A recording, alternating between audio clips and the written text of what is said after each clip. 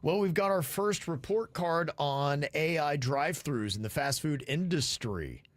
They've used it now a little bit, and maybe you're seeing some traces of it. Some of it's kind of interesting. In fact, I pull into a drive-thru, and there's this pleasant voice. Hello, and welcome to McDonald's. And all of a sudden, there's somebody who goes, "May I take your order?" It's a recording at first. Yes. And then it's the real person. It brings me in with this lovely, genteel voice. It's like, You're like, oh. What you want? What do you want? So right away, I'm going, okay, well, score one AI, 0 for the human. But when you break it all down, AI is not all that yet.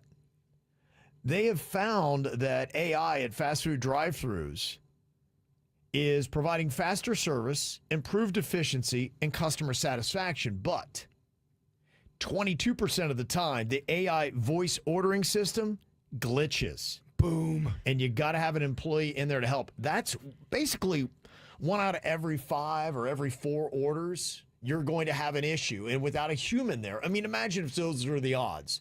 And you see 4 cars in the drive-thru, one of you is going to have a problem with your order.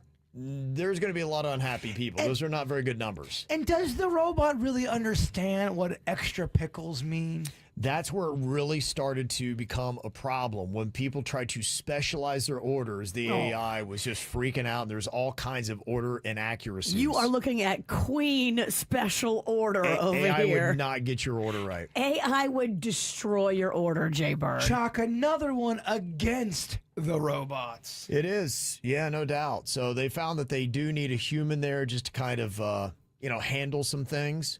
But they continue to work on it. And look, that's the one thing that we are finding out about AI for the most part. It seems to get better with time. We're going to start getting viral videos instead of customers, throwing drinks on people that work at the restaurant. It's going to be people screaming and yelling at robots. Fighting with a robot. Yes, and they're going to lose. Robots are stronger. Well, it'll be interesting if you do get to that where you're trying to find a human to yell at because you're not getting the satisfaction you want by yelling at a computer. Well, that's what happens sometimes when you call a customer service line and it's just a robot you're talking to, and you have a very specific question you need to ask, and they don't. They can't figure it out. They can't. Yeah. And then they'll go, now just go to the website and see what they say. Then you go to the website. I don't know my password. Go to call the phone. I just called them. Yeah, right. So it's a little too frustrating right now. AI is not good enough to just go ahead and fire all of our fast food workers.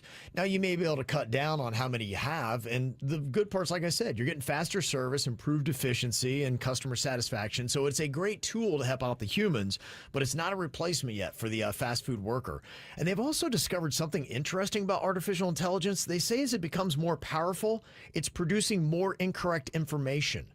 And even the AI companies don't know why. It's making stuff up when it doesn't know the answer. We saw this. It makes stuff up so that it doesn't look stupid. Because it's mimicking humans. And what do humans do? Make stuff up so they don't look stupid. They're keep in mind, they're pulling stuff from the internet that's also been generated by a human that could be wrong. Yep. And they're taking all that in. So they're getting some flaws of a human in their system. Mm-hmm. But there's even a restaurant in California right now that's using robots to assemble burgers, and they boast that the robot can do it in 27 seconds.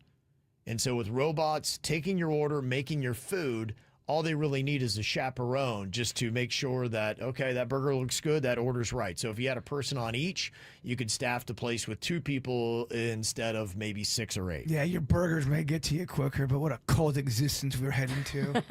Mm-hmm. Now, they also always are studying drive-thrus. That's how they know this. It is kind of a science, and they can even rank which ones are the best, the most accurate, the fastest. They say the Chick-fil-A drive-thru still is the fast food drive-thru standard. Because they have 47 people working it. They have a Spider-Man person that comes from the ceiling. Yeah. Oh, wait, do you want extra sauce? Yeah. They're not messing around. They take it serious. But I would be interested to see how much they spend on employees. I got my bet on who's last. Yep.